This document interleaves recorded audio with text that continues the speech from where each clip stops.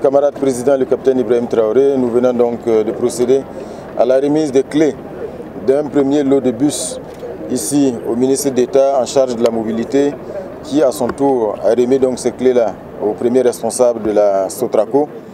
Ce n'est qu'un premier lot de plus de 500 bus et le reste est en cours d'acheminement. Comme vous le savez, et dans le cadre de l'initiative présidentielle pour une éducation de qualité, le camarade président a instruit l'acquisition de ces 500 bus-là pour améliorer de façon très significative la mobilité des élèves, la mobilité des étudiants partout au Burkina Faso.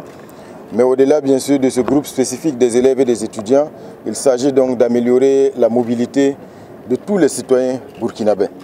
Donc en remettant les clés de ce premier lot de bus ce matin, j'ai également engagé le ministre d'État à en prendre le plus grand soin et surtout à en faire un bon usage afin que ça puisse améliorer la mobilité de tous les citoyens burkinabés et surtout que la gestion et la maintenance puissent être donc à la hauteur et faire en sorte que ce soit des acquisitions durables.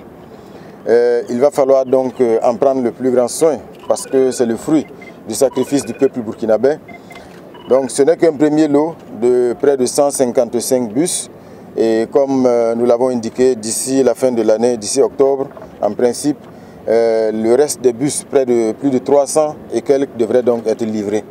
C'est une acquisition historique parce que depuis que la Sotraco existe, elle n'a jamais eu un parc aussi fourni en bus.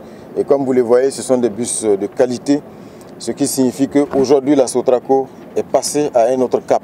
Donc le défi aujourd'hui au niveau donc de la Sotraco, du ministère en charge de la mobilité, c'est de faire en sorte donc d'instituer un schéma de gestion qui soit non seulement performant, qui permette que ces bus-là soient donc en service le plus longtemps possible.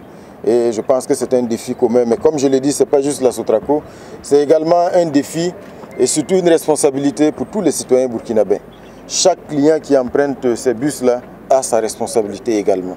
Donc il faut que chacun véritablement respecte les consignes, adopte les bons réflexes, les bons comportements afin que le parc puisse donc servir le plus longtemps possible les citoyens burkinabés.